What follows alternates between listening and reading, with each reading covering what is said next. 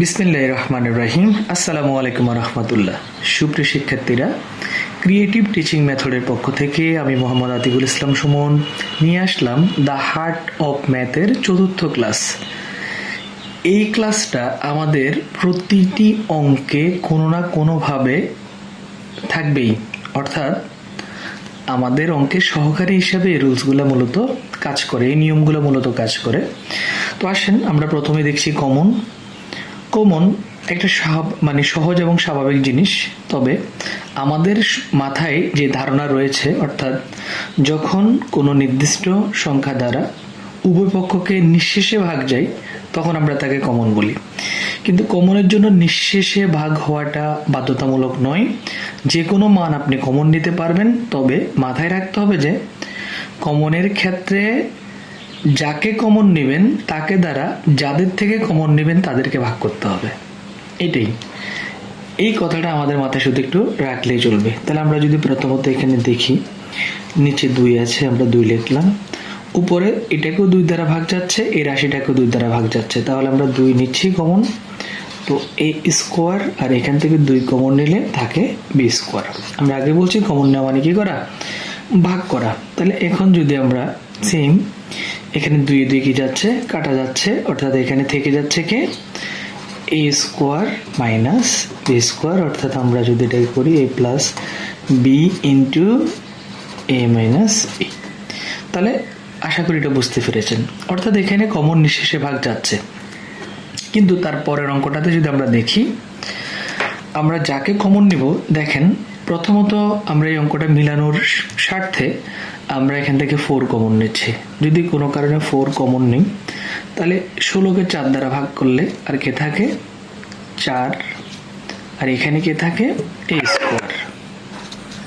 তাহলে এখন এখানে কিন্তু কোনো কারণে 4 দ্বারা ভাগ যাচ্ছে না, নিঃশেষে ভাগ যাচ্ছে না, কিন্তু তারপর আমরা ভাগ করছি। ভাগ করলে থাকে 1/4b স্কোয়ার। অর্থাৎ আমরা যদি এই লাইনটা ব্যবহার করি, তাহলে আমরা দেখতে পাচ্ছি যে এখানে কমন না যাওয়া সত্ত্বেও আমরা কিন্তু 4 কমন নিয়েছি। অর্থাৎ আমরা 1/b স্কোয়ারকে 4 দ্বারা ভাগ করেছি। কেন? আমাদের অঙ্ক মেলানোর স্বার্থে। যাতে আমরা এটা এইভাবে লিখতে পারি, 4 ইন্টু, আমরা সেকেন্ড ব্র্যাকেট ইউজ করে বা এভাবে আমরা লিখতে পারি 2a square minus 1/2b whole square. আমরা এখানে 4কে 2 স্কোয়ার লিখতে পারি, আর a স্কোয়ার, অর্থাৎ a square minus b square. অর্থাৎ আমরা পরবর্তীতে আনসার পাচ্ছি a plus b into a minus b। অর্থাৎ এটা আমাদের আনসার আমরা পাচ্ছি।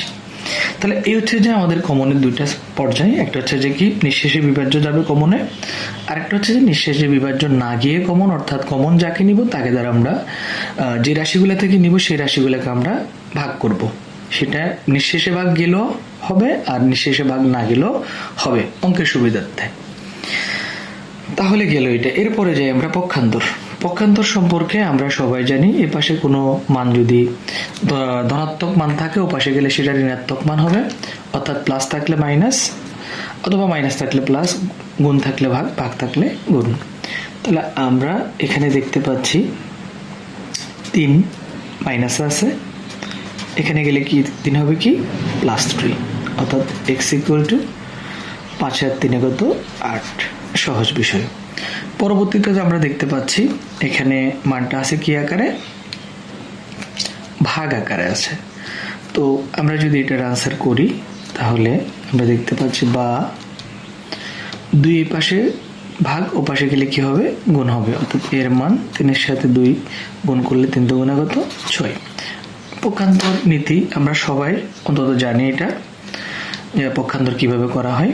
তো এটা নিয়ে আমাদের আশা করি শিক্ষার্থীদের তত কোনো প্রবলেম হবে না। তারপর আসেন পার্শ্ব পরিবর্তন। অনেকে আমরা পার্শ্ব পরিবর্তন আর এই পক্ষান্তর দুইটা কি করে ফেলি, মানে একত্র করে ফেলি। কি করি? পুরা রাশিটাকে আমরা এদিকে নিয়ে আসি, আবার চিহ্নের পরিবর্তন করে দিই। অর্থাৎ আমরা এখানে যেটা করি সেটা হচ্ছে যে কি, আমরা 2x - 3 = 5 এটা হবে যে পার্শ্ব পরিবর্তনের নিয়ম, অর্থাৎ পুরো রাশিটা পরিবর্তন করলাম, এখান থেকে পুরো রাশিটা গেল। আমাদের মাথায় রাখতে হবে যে পক্ষান্তরে কিন্তু পুরো রাশির পরিবর্তন হয় না, অর্থাৎ 5কে আমরা এভাবে নিই নেই, আর x - 3কে পুরোটাকে এখানে আনি নেই, আমরা শুধুমাত্র একটা রাশির অংশকে পরিবর্তন করেছি, যার কারণে চিহ্নের পরিবর্তন হয়েছে। আর এখানে কিন্তু আমরা একটা রাশির অংশ না, পুরো রাশিকে এদিকে ডানেরটা বামে, বামেরটা ডানে নিয়েছি, যার ক্ষেত্রে চিহ্নের কোনো পরিবর্তন করতে হবে না। তো এই লাইনটা আমাদের মাথায় একটু ভালো করে রাখতে হবে। যদি রাশির অংশকে ইকুয়াল টুর এক পাশ থেকে আরেক পাশে নেওয়া হয় তাহলে চিহ্নের পরিবর্তন হবে, আর যদি পুরো রাশিকে ডান থেকে বামে অথবা বাম থেকে ডানে নেওয়া হয় তাহলে সেখানে চিহ্নের কোনো পরিবর্তন হবে না। তাহলে আমরা এটা দেখতে পেলাম 2x - 3 পাশে এসেছে, 5 ওখানে গেছে, চিহ্নের কোনো পরিবর্তন হয়নি। এবার দেখেন, এবার আমরা 2x-কে রাখবো, আর এই যে 3টা আছে সেটা এ পাশে মাইনাস ছিল, ও পাশে গিয়ে 5-এর সাথে কি হয়ে গেল, প্লাস হয়ে গেল। তাহলে আমরা দেখতে পাচ্ছি বা 2x = 5 আর 3 কত 8, বা x = 2 এ পাশে গুণ আছে, ও পাশে গেলে ভাগ 4, সুতরাং x = কত 4। তাহলে আমার শিক্ষার্থীরা বুঝতে পেরেছে প্রথম লাইনে পার্শ্ব পরিবর্তন, আর এর পরবর্তী লাইনে আমরা পক্ষান্তর ব্যবহার করেছি। তাহলে এই হলো যে আমাদের পার্ট 4 এর প্রথম ক্লাস। তারপরে আসেন পার্ট 4 এর আমাদের দ্বিতীয় একটা ক্লাস আছে, সেটা হচ্ছে যে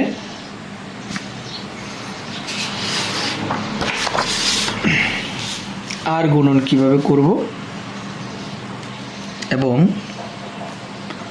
যোজন বিয়োজন কিভাবে করব এবং বিপরীতকরণ কিভাবে করব। আমরা দেখি আর গুণন মানে কোনাকুনি গুণন। আমরা অর্থাৎ দুইটা ভগ্নাংশ দেখা যাচ্ছে, একটা ভগ্নাংশ ডানে আর একটা ভগ্নাংশ বামে। ডানের ভগ্নাংশ যে তার লব দ্বারা বামের ভগ্নাংশের হরকে গুণ করব, আবার বামের ভগ্নাংশ যে লব দ্বারা ডানের ভগ্নাংশের হরকে আমরা গুণ করব। তো আসে আমরা গুণ করছি। প্রথমত মাইনাসের সাথে মাইনাস গুণন করলে এটা প্লাস হয়ে যায়, 2 এর সাথে 2 গুণন করলে কত 4, আমরা লিখতে পারি 4x। আবার মাইনাসের সাথে প্লাস গুণন করলে মাইনাস হয়, এবং 2 এর সাথে 2 গুণন করলে 4 হয়। ঠিক এ পাশে লবের সাথে এ পাশের হর, x এর সাথে 2 গুণন করলে 2x হয়, বা 4x বসে গেল, এই 2x এ পাশে প্লাস আছে, এ পাশে আসলে কি হবে -2x ইকুয়াল 4, এ পাশে মাইনাস আছে, একটু আগে আমরা শিখেছি পক্ষান্তর, ও পাশে গেলে কি হবে প্লাস হবে, বা 4টা x থেকে 2টা x গেলে আর 2টা x থাকে ইকুয়াল টু কত 4, বা 2 এই পাশে গুণ, ও পাশে গেলে 4কে ভাগ করতে হবে, তাহলে x এর মান x = 4 ভাগ কত 2, সুতরাং আমরা x এর মান পাচ্ছি কত 2।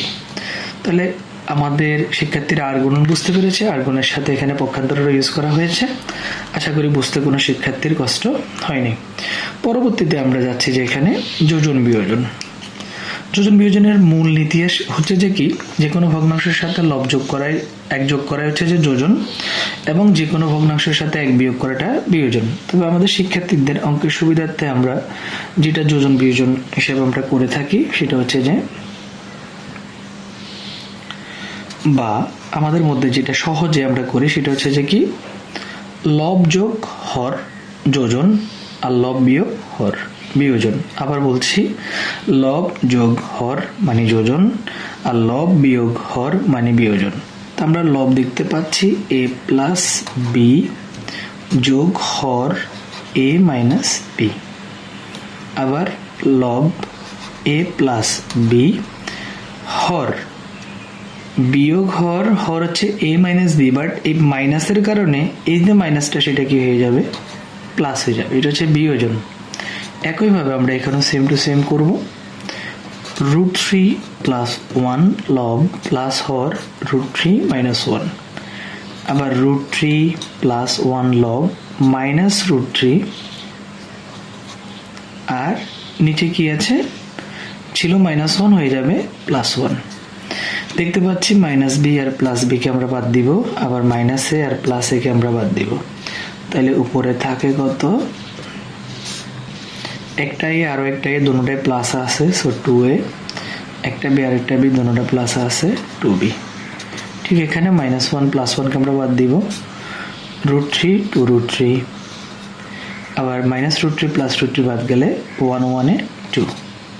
তাহলে এই হচ্ছে আমাদের 2 2 আবার কাটা যাচ্ছে, সুতরাং আমরা a/b এর মান পাচ্ছি কত, √3, অথবা আমরা এখান থেকে অথবা b এর যে কোনো একটা মূল বের করতে পারছি। তাহলে এই হলো শিক্ষার্থী তোমাদের জন্য যোজন বিয়োজন। তারপরে আসো আমাদের বিপরীতকরণ। তো বিপরীতকরণ আমাদের জন্য অত্যন্ত গুরুত্বপূর্ণ একটা রুলস, কারণ আমাদের অনেক অঙ্কে ওকে কাজে আমরা ব্যবহার করি। সাধারণত বিপরীতকরণ বলতে স্বাভাবিক বিষয়, যে কোনো ভগ্নাংশের হরকে লবে নিয়ে যাওয়া, লবকে হরে নিয়ে আসে। তো এখানে আমরা ভগ্নাংশ দেখতে পাচ্ছি না, কিন্তু গত ক্লাসগুলোতে আমরা অলরেডি বলেছি যখন সিঙ্গেল ডিজিট অথবা রাশির ক্ষেত্রে তার